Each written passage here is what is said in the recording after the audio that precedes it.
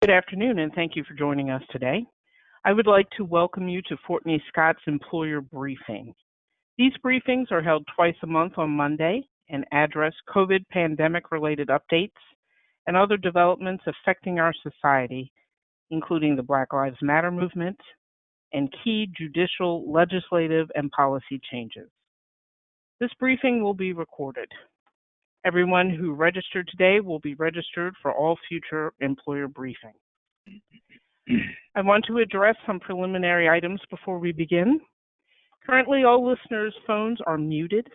At any time during the presentation, please feel free to submit a question in the GoToWebinar question box. We will try to answer all questions. Today's briefing will address the latest developments affecting employers operating during the COVID pandemic, the newest challenges employers are facing as part of the broad-based focus on discrimination in America, and key legal and federal agency developments. The presenters are FortneyScott attorneys David Fortney, Nita Beecher, and Bert Fishman. I will now turn the program over to David Fortney to start our briefing. Terrific. Valerie, thank you so much, and welcome everyone. It's so great to see everyone.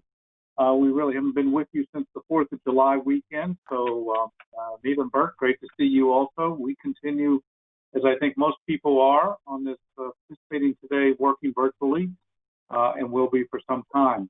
Let me just hit a few housekeeping matters, and then we'll move right into a number of interesting developments. Just a word about our firm. We, of course, are a firm that represents employers and federal contractors. We're based in D.C. We deal with the federal agencies and all of the related regulations, as well as Congress, the administration, and really the issues that we're talking about today are part of our day-to-day respective practices. So it's something that is useful, and these are issues that we do follow and advise people on regularly. Just another important notice about today, next slide. We are, of course, addressing legal development.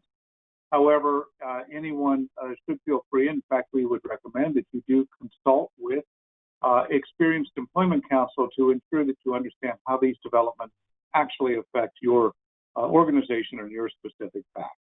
All right, well, let's jump into what has happened a little bit and talk about, this is what we're going to try to cover. We have 1 hour.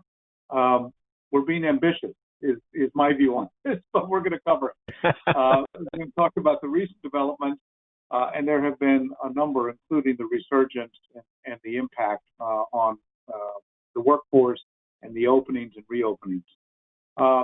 An interesting aspect of the Black Lives Matters development is the diversity and inclusion, and we are going to talk a bit about that, as well as some recent requests within the last week to publish EEO1 data. And then finally, there have been some additional significant Supreme Court decisions. When we were last with you, we talked about Bostock, but now we have several other additional important decisions, and then we'll give you some key takeaways. So without further ado, let's jump right into what has happened since the July 4th holiday. Short answer is a lot, but let's delve into it a little bit. And Nita, I'm going to ask you to talk a little bit about COVID-19, which continues any pretense we had, I guess, of trying to think we had this under control appears to be fading. Right. Well, I think if we jump to the next slide, Valerie, you're going to see that we are now in a red state situation as far as COVID. As of 1 o'clock this morning, we had over 3 million. We've had over 3 million cases, 135,000 deaths. And yesterday, as a matter of fact, Florida had over 15,000 new cases, a new high. And I looked a little bit at the data quickly, and if you look at the next slide, it shows the absolute trajectory up. I've never seen it. It was worse. This is worse than what happened in New Jersey and New York and Connecticut at the beginning of it, as you see from this slide. And I wanted to mention a couple of things. One, when you look at the data, only 2 states have decreasing numbers of cases right now, and that's New Jersey, or New Hampshire, and Maine. And all the rest, they're either not increasing or they're increasing rapidly. So you've got a situation that I think looks like it's out of control. And what happens with that is we were originally at a time we kind of leveled off at 20,000 cases a day, and we're more than double that, almost triple that at this point. So I think most of these cases, the new cases, are coming out of 20 and 30-year-olds. I think there was one story quickly we'll mention of a young person, a 30-year-old, went to a COVID party. He thought it was a hoax. He's now dead. So this is a very serious situation. And I think, David, the thing to do is to look, this is impacting, because it's now become a partisan issue, and this impacts employers. Do you want to talk about our friend Costco Ken, which is on the next slide? Sure. We'd be happy to. And anyone can Google this if you want. It does contain a little profane language, but this is interesting because as the tensions rise, as COVID becomes more widespread, and the tensions over whether you should or shouldn't use a mask and social distancing, whether it's required, what we're seeing is kind of an eruption, not so much in the workplace, but the outside of work having consequences. So what happened here, and I would invite anyone to go Google Costco Ken if you want, or anything of that sort. But this gentleman was shopping at Costco, not during work time, not doing work duty. He was on his personal time. As you can see, he's not wearing any affiliation. He happens to have been, there's the operative word, have been, an insurance executive, and was the leading sales representative for an insurance brokerage firm. There was a gentleman in a Costco store who asked him to maintain social distancing because, as you can see, the red shirt gentleman is not wearing a mask. At that point, in response, the gentleman wearing the red shirt becomes very upset, very animated in this video, and proceeds to, in a very disparaging manner, curse out the gentleman who had asked him to maintain social distance. So why is that significant? It's unfortunate, but why is it significant for us as employers? Here's what happened. The video was uploaded. Within several hours, social media then identified Costco Ken was, in fact, and he worked at an insurance, as I indicated, insurance brokerage firm. It identified his employer. It identified his position. It identified what the employer said on the homepage, their leading sales representative, great employee. And by the time the sun set that day, the employer posted that this gentleman is no longer employed with our company because his conduct does not demonstrate the type of corporate values that we have. So these rising tensions and the use of social media and sometimes in-person interactions, which are increasingly being recorded by a variety of sources, are now bubbling up in employers. We're seeing indications from a number of our clients that are saying, wait a minute, our values apply to all conduct, not just conduct in the workplace. Right. And David, just to make a point about that, we're seeing that around Black Lives Matter issue with things rising up. There was a gentleman who was a writer on one of the Fox News show who had put something up on social media that was racist, and they're being fired as well, even if there was a spokesman for a very large aircraft company who had posted women shouldn't be in combat 33 years ago. He just got fired. So employers are taking this very, very seriously. And what I would warn, though, is I worry, David, do employers really have they really told employees that this is a risk, that if you get up on social media and you embarrass us, I realize it's conduct unbecoming. I got that. But they probably need to be more explicit about that. What do you think? 100%. And this is different. We're not talking about the senior executive, the CEO, right, who effectively 24/7 is always the company's representative. we're talking about staff personnel and so forth. Mm-hmm. And our view is that if you are, as an employer, I mean, you potentially are able to do this, but you need to clearly communicate what the expectations are, how your policies, that assumes that you have policies addressing this, are in place. Bert. Yeah, some of you may recall a few years ago, this was an issue before the National Labor Relations Board, where they said personal conduct is really protected. Well, those rules have been changed, and employers would be well advised to make explicit, just as David said, the kinds of expectations they have for their employees, including on social media, including in private conversations, including in private conduct such as this. But they are now enforceable without intervention from the government. Right. All right. Moving on. Well, let me speak about the patchwork of guidance that is, in fact, affecting the reopening and the starting of our economy. With the surging of the COVID virus to the highest levels we've had, unfortunately, the simplest protective measures have become politicized. We still have no national policy or program on any pandemic element, including from testing to PPE and even to masks. OSHA has finally issued a guidance on the use of masks. It is a strong recommendation, probably the strongest wording that OSHA has used during this entire period, but it is still a recommendation. However, the interesting thing here is some states now, in light of the resurgence, 21 states, have now required masks in various certain circumstances, largely in retail situations, largely when you're with outside and with other groups.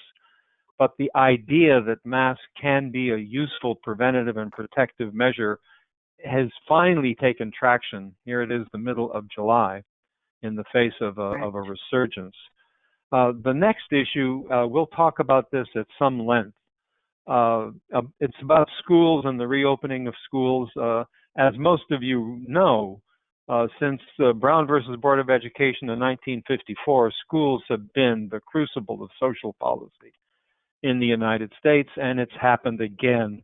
There are so many issues that coalesce in the idea of how and when schools can open. Most of you are familiar with the controversy about the CDC guidelines and again becoming politicized. Are they too extreme? As it turns out, there seems to have been a misreading of the guidance. It is merely a set of recommendations, but they are recommendations from the highest source we have regarding infectious diseases, and they are, frankly, the only thing we have regarding the reopening. But if you think about the reopening of schools as a kind of coalescing issue, you get all of the issues coming together. You know, it has to do with, in school reopening, you know, social distancing, hours, staggered days. How do people get there? How do people come home? What do the kids do after? And then, of course, if you can't solve those issues, can parents go back to work with confidence and safety? So schools, and we'll talk about it a bit on the next slide, schools are really a kind of point where all of the many issues that we're dealing with come together. And we've noticed that suddenly, as the school reopenings, I mean, this should have started in March or April, all of the multiple players, all of the stakeholders are having an innings. The teachers' unions, people are overlooking the fact that it's not just students that go back to school. There are hundreds and hundreds of staff members in every school district, probably thousands of bus drivers, custodians, cafeteria workers, nurses, librarians. There are many of whom are in what we call the vulnerable categories. And they are all having their say now. And one of the reasons it's so complicated and why school issues are so complicated is that everybody has more than one dog in the fight. Teachers, staff, politicians, our parents. So they're talking about their own families, their own children. So it's not just about what interest you're going to satisfy. It's dealing with this congeries, this myriad of issues that all coalesce around what do we do with the virus. Let's not kid ourselves. It's all about controlling, flattening that curve, and then dealing with how do you protect your teachers, how do you protect your staff, how do you protect your students, and to protect your students, what do you do about preschool, what do you do about after school. It is one of the issues that is so complicated that it is more than regrettable that we're only talking about it in July and not in March. Nita, you're our chief sports fan. Why don't you weigh in well, on the I other think it's been issues with reopening? Yeah. Well, let's talk about that. You know, the NBA and the MLS in particular have reopened in a bubble. They have sent home 2 MLS teams. The whole team is out because 10 players on each team tested positive. And it's completely disrupted the MLS proposal they're in this bubble at Walt Disney World as part of ESPN. The NBA, they're testing people. They're in a bubble. A number of NBA players have decided not to play.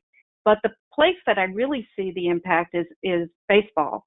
Major League Baseball is not going to be in a bubble. They're going to be going from city to city, and numerous very famous stars, including a number of the world champion Nationals, will not be playing this year. I'm doing that for my 2 friends here. I happen to be a St. Louis Cardinal fan. But anyway, all of that to say that even in a bubble, this constant testing, it's very difficult because and the colleges, you know, Bert, you were talking about that, the colleges have a bigger problem. They're desperate to play, especially college football, but they closed the North Carolina football team voluntary practices. They had 34 players test positive. Ohio State closed theirs as well. They had a large number, 30 plus, because they have no control over the players once they leave their bubble of school. They go to bars, they go to restaurants, and they get sick. Yeah. So on the other hand, David, I think we've got an issue around the unemployment, which we're going to talk about in a few minutes. Right. Can I just weigh in? David, let me just weigh in on higher ed, because the issue there is kind of flipped. The people with real influence in higher ed are all older, and their voices are now being heard about, I'm not going back into that classroom. I can do this fine on the internet, and that's fine with me. But unless and until you can promise greater protections from this mass of kids who aren't social distancing, who threaten me, and you're talking about senior tenured professors, you're talking about deans, that's going to be a real issue to have to be resolved. Please go ahead, David. Well, I was just saying, you know, and as they struggle with this, the universities really are a nice microcosm, because many places want to reopen. They need to economically, as do the universities. Right. Can you provide alternative service offerings in some fashion? The universities are thinking about virtual learning as the answer. Well, many people are saying, well, if you're providing reduced services, I want to reduce the charge that goes with that. And that's still being sorted out. The other competing philosophy is we just live with it. COVID's here. People are going to get sick. We just are going to live with it. We're just going to move forward, and we're going to conduct ourselves accordingly. There are leaders in the administration that are proposing that as an approach. I think it's fair to say that what we're seeing is pretty widespread resistance to that approach. Not a consensus on what the alternative is, but that approach too scary, just living with it. If I could just add, the one underlying truth is you can't politicize your kids. It's just that dog won't hunt. And you can tell people it's safe, you can tell people, but you can't politicize the safety of your kids. It's just not going to go. One or two other points here. Just to tie off on the unemployment, The enhanced unemployment is scheduled to end the end of July. We'll touch on that more. But increasingly, states are saying, look, if you have the ability to go back to work, you got to get off unemployment. You can't just sort of lay around at home, quote unquote, and think you're going to collect unemployment. And some states have even gone further and really put an incentive in the form of a bounty if you are aware of people who have a job to go back to and they're not going back. Then you may lose your eligibility for unemployment. Note that the issues that COVID has imposed, caring for family members, vulnerability, those generally are not recognized as exceptions or reasons not to return to a job if one is available. So this is very significant. Well, and David, just point this out. My stepdaughter, for example, was laid off because of COVID, and she's going back to work next month. But even in this month, she has to go out and look for another job in order to get her unemployment. And she's lucky because she was already in the system. She got it very quickly. I think, Bert, you said your daughter, it took 9 weeks. There are people who aren't getting, I mean, they can't put food on the table, which is why they're in long lines. But the other problem is childcare. And that goes back to Bert's point about schools. Right. So this is a multifaceted, complicated conundrum that really kind of tears open some of the weaknesses that we've had more broadly. It kind of exposes, as Warren Buffett says, when the tide goes out, you find who's swimming without a swimsuit. And that's kind of what we're seeing here in some of our stuff. Who's swimming naked? Yeah. So we're a little naked on some of it. I just will touch on, we're not going to take time today, but there are growing types of litigation claims. Litigation claims relating to the COVID, we're beginning to see a pattern. Business interruption insurance, force majeure, those generally do not cover COVID circumstances. People become fairly creative trying to use state tort claims to circumvent the health and safety laws, saying that I became sick either because of working or going into your store. Those cases are very early on, but this underscores why many in the business community continue to worry about reopening, the risk that's posed, and because of legal claims and seeking a safe harbor. Let's dip in quickly. Let me just talk briefly on that point. Next slide, about what is going on that. First of all, as many would say, we're safe. Congress is out until July 20th, but we actually need Congress to help address some of the challenges that we're facing. We mentioned earlier that the supplemental unemployment, that $600 supplement, that's going to end July 31st. The initial program for PPP assistance is winding down. Many have criticized it as not being quite as effective. It was done a bit of a rush. Majority Leader McConnell in the Senate has recalled the House did pass the HEROES Act, as it's called, which will be the next round of funding, very robust. That's a $3 trillion package. McConnell has said that feels a little rich, and Senator McConnell is beginning to address that there'll be much lower levels of protection, maybe at a $40,000 or below. U.S. Chamber and others are advocating strongly, as is Majority Leader McConnell, for the safe harbor, that is a must-have in the next round, likely to occur, in my view.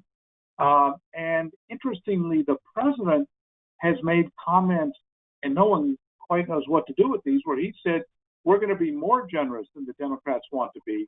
But to be fair, I don't know if those are just stray comments, as we say, or if we haven't seen a bill, we haven't seen anything that would flesh out what that looks like. And certainly the Republican Party does not seem to be aligned with President Trump on making the package richer, more generous than the House HEROES bill. I think the answer is going to be those comments by President Trump are probably going to recede, and the action is going to be between what McConnell is saying now, what the House has passed. The answer will be somewhere in between. But we're likely to see that by August 1. This will be the top order of business, along with appropriations when they come back. All right. And David, just one quick thought. we're starting to see, as you predicted a number of months ago, we're starting as the early PPP people start to run out of money. They're starting to lay people off. 20,000 from American Airlines, 35,000 from United, and so forth, and I think 12,000 from Boeing. We're going to see more and more of that too, as well. Let me just say one thing on this airline situation. That industry has gotten huge amounts. Forget PPP. They got hundreds of millions of dollars. That's why you've seen all these airplanes flying. They've been empty, half of them, but they were required to maintain service. Those money in September. Now, the cynical ones say the airlines are putting out the layoff notices for tens of thousands of people to enhance their leverage with Congress. When probably. I think the realities are that the airlines aren't going to be underwritten at the same level. Their level of operations will be materially reduced, and there will be a lot of people on the street. Bert. Just one final point that the companies that could not profit from PPE, many large retail, the trend that started to undermine retail maybe 5-10 years ago has really accelerated. In addition to Macy's that you heard about last month, Sur La Table is closing 56 stores. Brooks Brothers, the oldest continuing American manufacturer and seller of clothes, just declared bankruptcy. They're closing over 50 stores. I think the decline of retail, which is a huge source of employment for people without college degrees, many women, many minority, very diverse workforce, they are being devastated, and that trend will continue. Right. I'm afraid that's right. All right. Well, let's talk about some other social issues and specifically how the Black Lives Matter issues are doing that. Bert, do you want to continue on that, please? Well, yeah, I guess we ought to note that this is another aspect of social policy that has been made more urgent and more vivid, not only by the current pandemic, but of our troubled history. And the responses have been dramatic and vocal in two ways. Of course, there are the protests, but from the corporate point of view, we are hearing from many, many more companies in much more express language support for the protest and support for taking steps to try to confront systemic racism in their own companies and in society generally. I am old enough to have heard those comments in the past in less urgent situations. And all I can do is hope that this time it will be different, that there will be significant increases in recruiting, significant increases in training, significant attention to pipeline issues. And you're seeing it every day. Actually, it's hitting the media and the journalists. So, of course, it's hitting the newspapers and the televisions because they have that vehicle to make their point. But there is the hope, at any rate, that this time will be different, that the boardrooms are getting involved. And, of course, it has to start at the top. And there have been some interesting developments. David, you've been involved in one with the EEO1 data. Why don't you pick up about what happened in New York? Right. I'd be happy to. So the New York City Comptroller, which is responsible for 3 huge pension funds that effectively almost any major Fortune 500 company's stock is included in the basket of holdings in which these pension funds are shareholders, has put out an interesting request. It looked around the landscape at the companies that made the statements that Bert described before. And I think that the comptroller sort of takes the view, I might add the comptroller also has his own eye on political aspirations down the line, but I don't want to be cynical on this point. The comptroller says, look, we have seen companies make statements before, but we want greater transparency to see where are companies, in fact, in their own workforce. The one thing that they make great public statements, what are they doing? So he has written to 67 companies, and he identified every company that in the Fortune 100 that made this type of statements Bert described and said, great, I got your statement, that's super. In order for us to decide which stocks we're going to buy or sell and what our investment strategies are going to be, will you produce your EEO1, your workforce data report, in February 2021. So the upcoming filing, please let us know and provide that. Well, this is, and that's a report that otherwise is not public. It's used only by the government to help target enforcement, look at trends, that type of thing. Many in the business community feel that the EO1 data is very overgrouped, very generalized, and doesn't really tell you much about anything. However, it has been requested, and companies, I know last week for multiple clients, we had extended conferences over how should we respond. No one wants to say no. Many companies are looking, saying, we actually have data that's a lot better, a lot more useful than the EO1 report. So maybe we should provide that. So that remains to be sorted out. The responses aren't due until the end of August to the comptroller. But I think that the comptroller is the tip of the iceberg. We're going to see a growing call for companies to disclose how diverse, how successful are they in their own house? Is their own house in order? And I might add, there's one other sort of cross-tension point just to tie this off. The Labor Department, there's been a bit of a dichotomy. When you're a fiduciary, like a comptroller, do you invest on who gets you the best return, or can you take corporate social responsibility into account, the environment, social policy issues? And there's been a growing trend to take social issues into account, to invest in companies that are doing good things, even if your return is just a little less than it might have been in another company.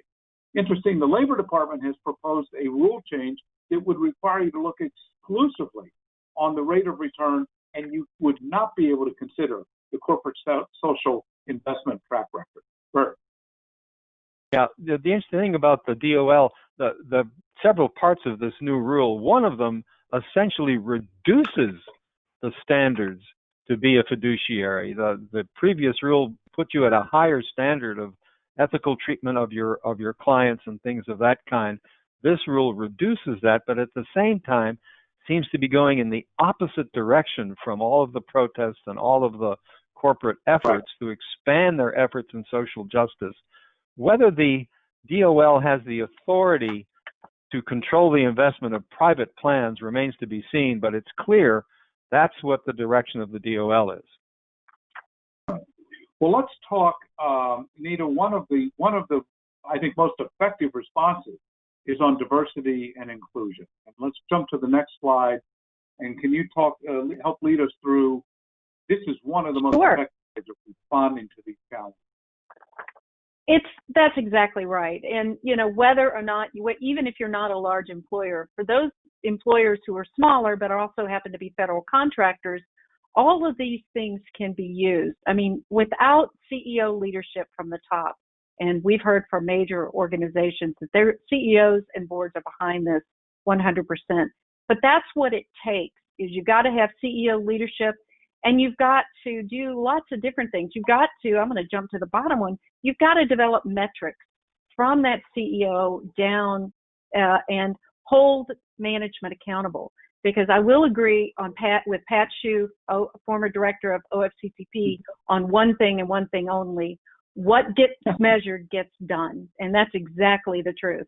But there are a number of things that go into that. You've got to improve your outreach and recruiting, because usually it's a pipeline issue. It's not good just to try to bring people in at a middle level. You need to figure out where you're losing people, and you also need to do cultural surveys.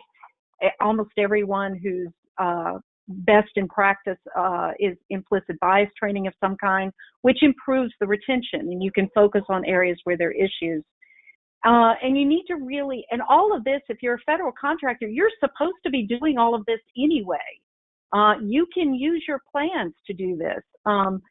You may want to set up some different metrics based on how your organization is set up, which are different from your plans. But anyway, and then you've got to look at your whole selection process up through and including promotions, which OFCCP is going to start looking at. We'll talk about that in a minute.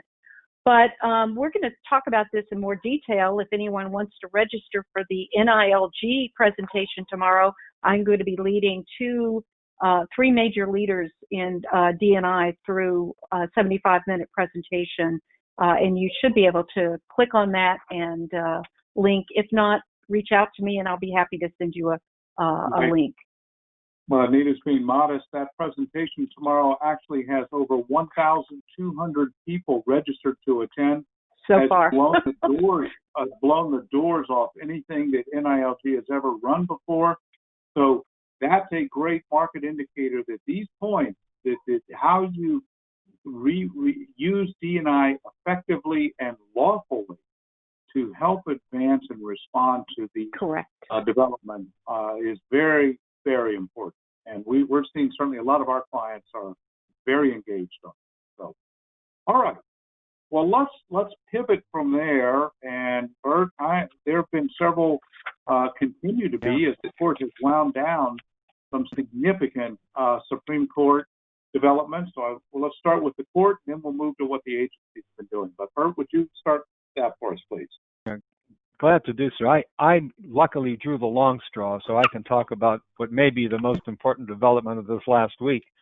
The Supreme Court issued two decisions that, in my view, fundamentally alter the role of religious standards as factors in providing general statutory protections in the workplace under Title VII, under the ADA, under the ADEA.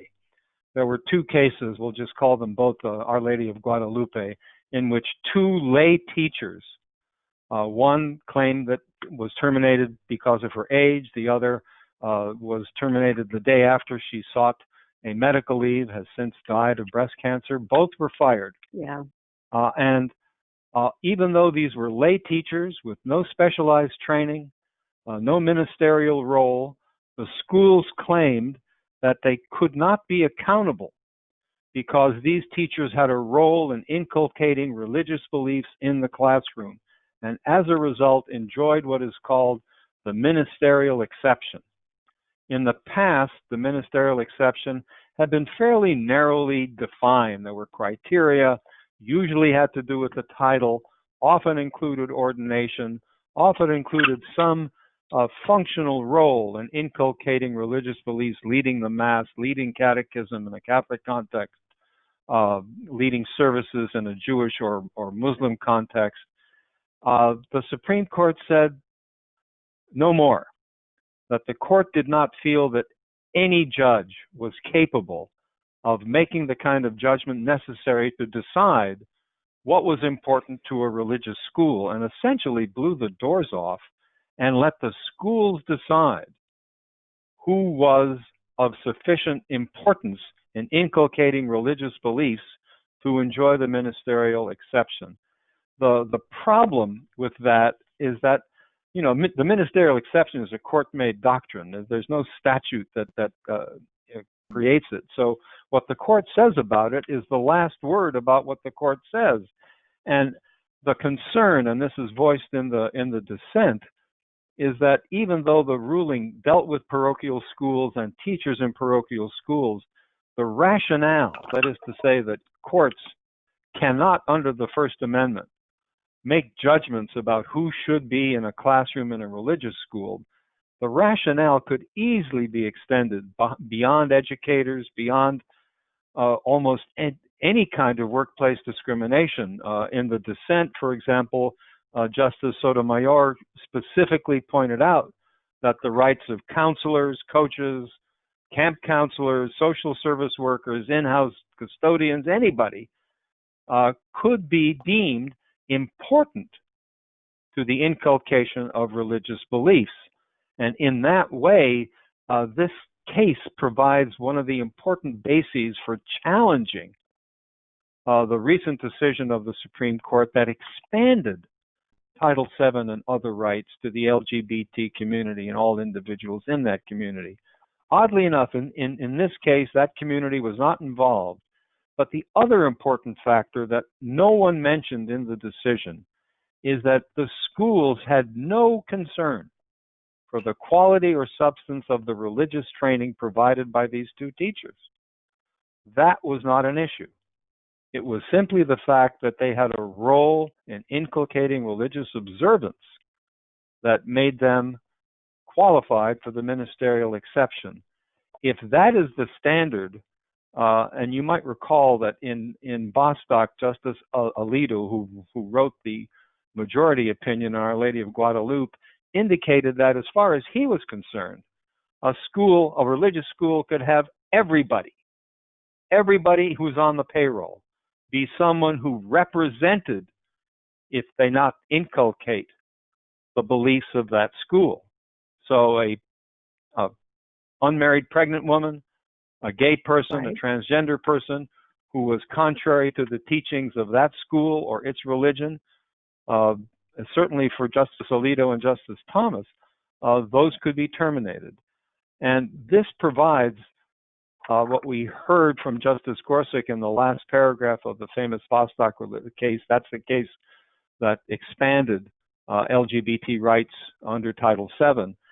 This provides a basis for saying, if I have a sincerely held religious or perhaps moral belief, and we'll talk about that in a second, I am exempted from providing protections under omnibus civil rights laws, omnibus Title VII, ADA, and ADEA laws.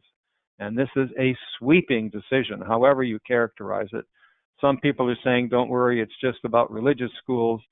That's true in terms of the narrowness of the holding, but the rationale for the holding creates great concerns in the civil rights community. Please. Right. Let me just tell you, too, there is, for those employers, you need to be very, very aware that the expansion of the religious accommodations requirement, which right now is fairly narrow, it's on its way. There is a second pending case in front of the Supreme Court. They have not decided whether they're going to take cert or not. Small versus Memphis, light, gas, and water. It is a Jehovah's Witness case. It has to do with what their requirements for religious accommodation is. And I would expect that at some point the court is going to take one of those cases and expand religious accommodation at least to that of ADA. I don't know what you, David, or you, Bert, think about that. Well, to be candid, Nita, that's been a trend that's been going on since 9/11, where the EEOC itself has been the sponsor of tolerance in place of the strict rules of TWA versus Hardison, of a de minimis standard for religious accommodation. So those chickens, as Malcolm X pointed out, are coming home to roost. And they're coming home in a way that the EEOC objects to, but they were the ones that started us down this path. If we'll go to the next slide, we can talk a little further about attempts to challenge the recent Supreme Court decision in Bostock. These efforts are coming not only from private parties, such as Little Sisters and others, they're coming from the administration itself. Many people do not remember that the Fair Labor Standards Act has had a ministerial exception for decades, mainly for clerics, mainly for people who are ordained or in positions that could have ordination, like Christian Brothers administrators who are not ordained. That, in addition to them, the Trump administration has directed its agencies to try to find ways to challenge the Bostock decision. Right. We know, for example, that HHS has already issued a law, a regulation trying to limit the access to health care for transgender people. That is already in the courts. We're going to see a series of different other cases like that. One of the concerns is that in one of the companion cases, though, it's called Little Sisters of the Poor versus Pennsylvania, it extended the right for religious organizations or privately held companies with sincerely held moral beliefs not to provide contraceptive care to their employees. Right. That opens the door to any number of challenges. If a private, publicly held company, since when does a privately held, publicly traded company have beliefs other than profit? They now have beliefs, and we're fearing that those are going to be the basis for challenges to Bostock across the board. I know the OFCCP is prepared to issue a broad religious regulation. Nita, that's your bailiwick. Yeah, I was just going to mention that briefly. Back in August of 2019, OFCCP, in a very short, just 30 days to comment, a very extensive, actually very similar to what the position of the court was in Guadalupe, allowing them to have these abilities to avoid obligations under EEO, 11246, Section 503 in VEVRA. And there were a lot of concerns that the real purpose was to limit the LGBT protections that were in 11246. Now that regulation is still out there. It received, David, 100,000 comments. Now some of those were, automatic, but nevertheless, it continues to be very controversial. Sure. Yeah, and just in closing, because I want us to move on. In the Little Sisters of the Poor decision, two of the justices, Alito and Gorsuch, and I think Thomas joined in, mentioned that the RFRA, the Religious Freedom Restoration Act, in and of itself would have been sufficient basis to decide these cases, and it has elevated RFRA to what Justice Gorsuch called a super statute, so that it may come before any other act of Congress. And that's going to be the basis for challenges to Bostock and many other rules of a similar kind. Right. And that's why we say that employers are going to face uncertainty on this issue for years to come. But let us move on. Good. Okay.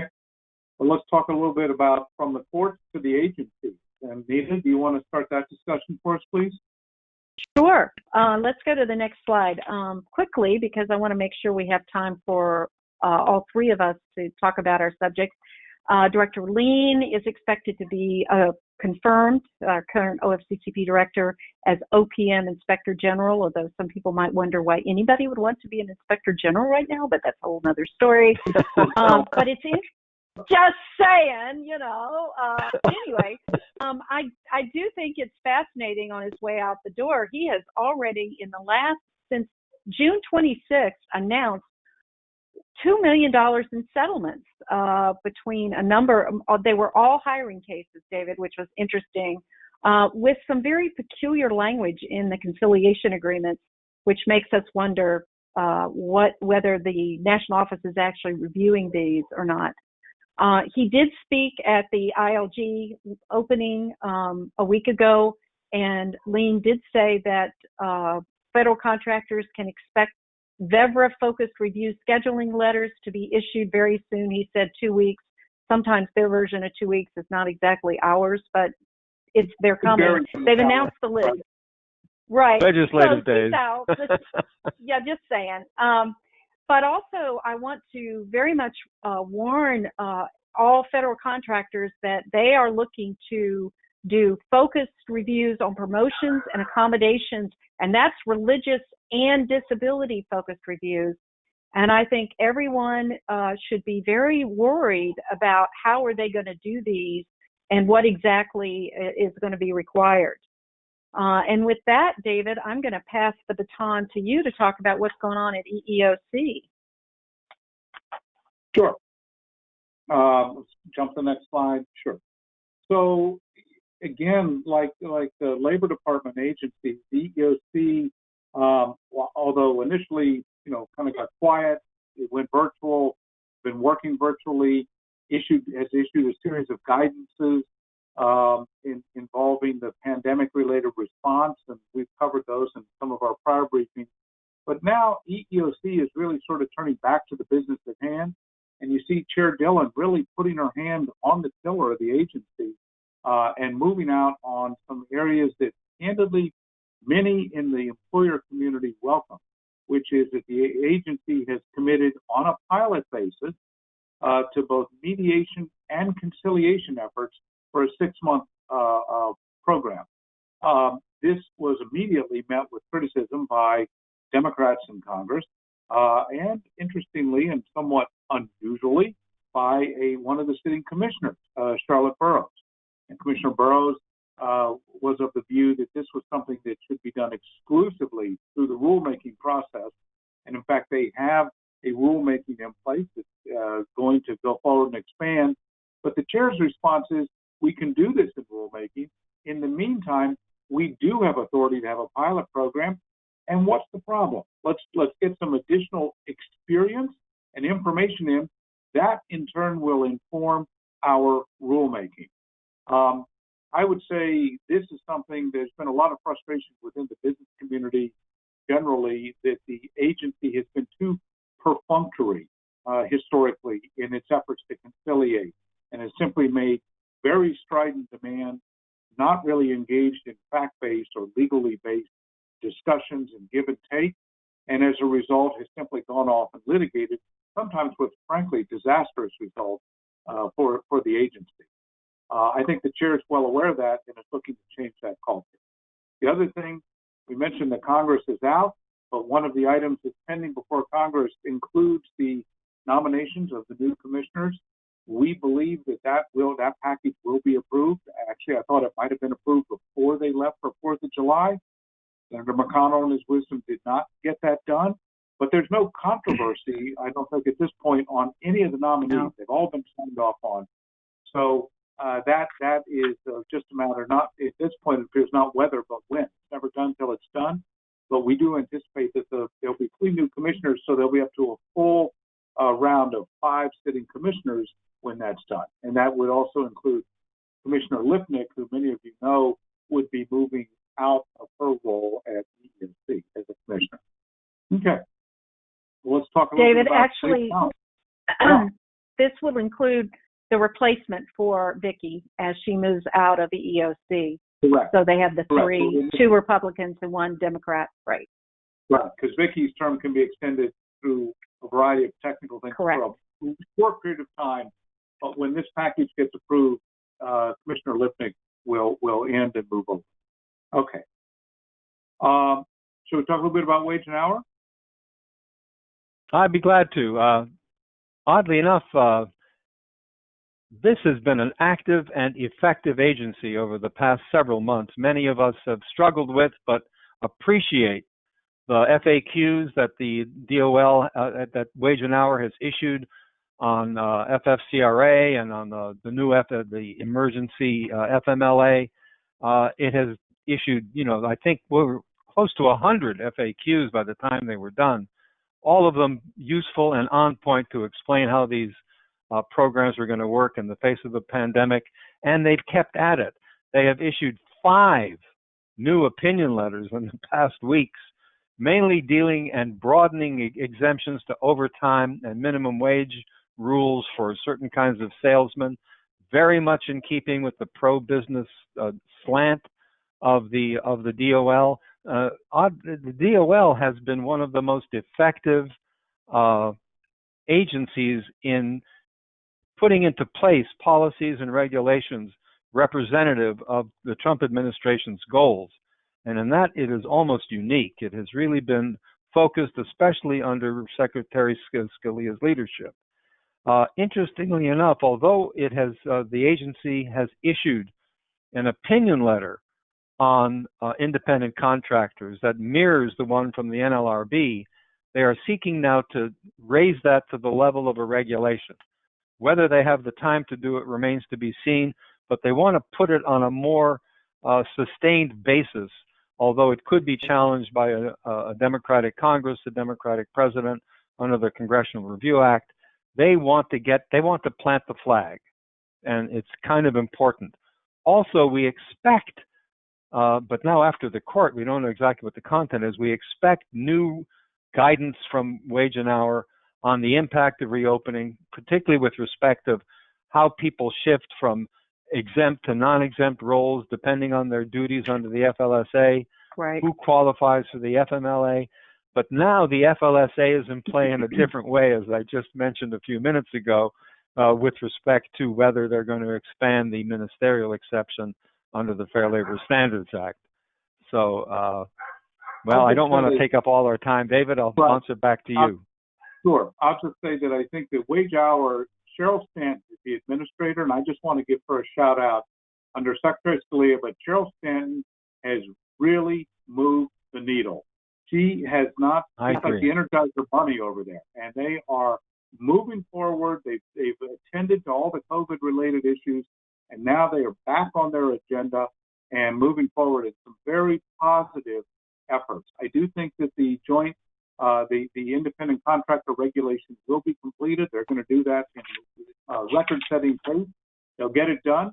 And I think the reason that you will not see a Congressional Review Act is because if Congress vacates it, then the new administration would be precluded from issuing new regulations. Enacting. That's correct. Yeah. Exactly.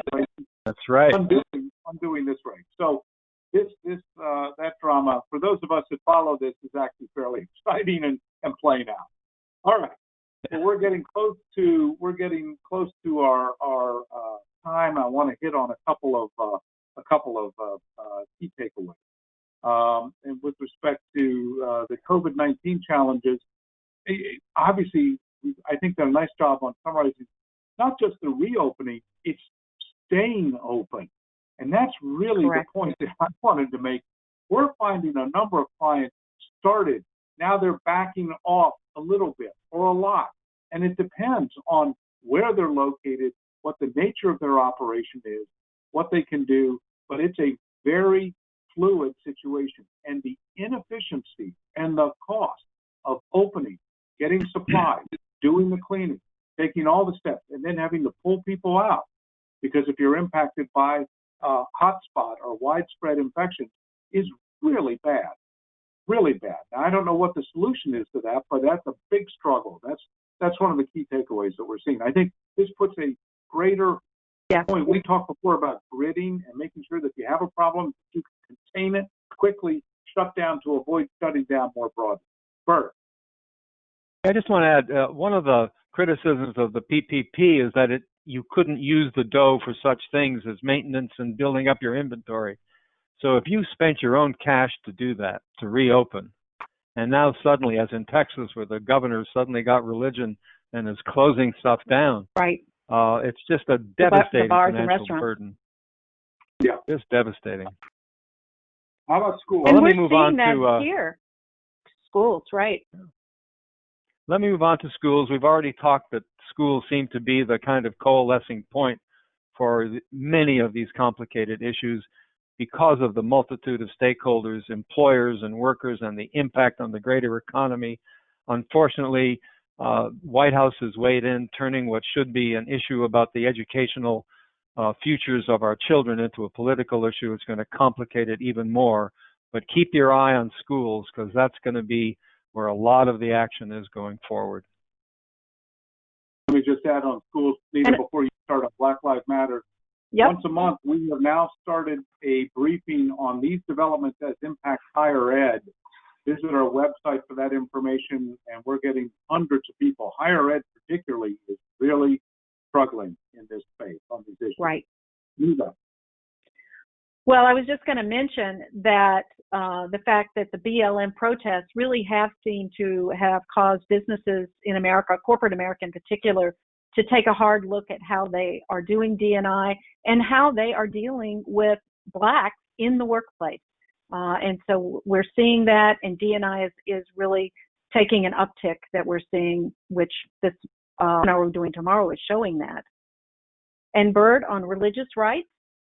Well, we spent a lot of time talking about it. I think Justice Alito was right when he said that the courts are going to be dealing with these issues for the next generation. The expanse of how much religious rights trump others is going to be the key issue for the courts for the foreseeable future, and the uncertainty that creates for employers and for workers, because workers are going to be challenging this. Workers are going to be seeking to protect their rights. Workers are going to be seeking to assert their religious rights. Companies are going to be weighing in. It's going to be a Donnybrook. And we don't know where the constitutional rights and the statutory rights of individuals are going to come out. And obviously, we've just talked about the agencies. Oh, please, David. Yeah, the agencies themselves continue to, they're not playing hooky is the thing, and they're not just focused on the COVID pandemic. They are substantively, they're enforcing, they're settling, and they're putting forward new regulatory requirements and new audits and other areas that all of us need to be mindful of. So they're not asleep at the switch, nor should you be with your compliance program. All right. Well, I see we're right on the top of the hour. I want to thank again Peter and Bert. We're going to get together with everyone again on July 27. That Congress will have been in for a week. They'll probably be up to some mischief, and we'll try to give you an update on that and everything else.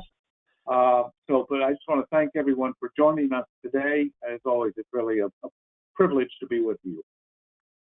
Thank you for joining.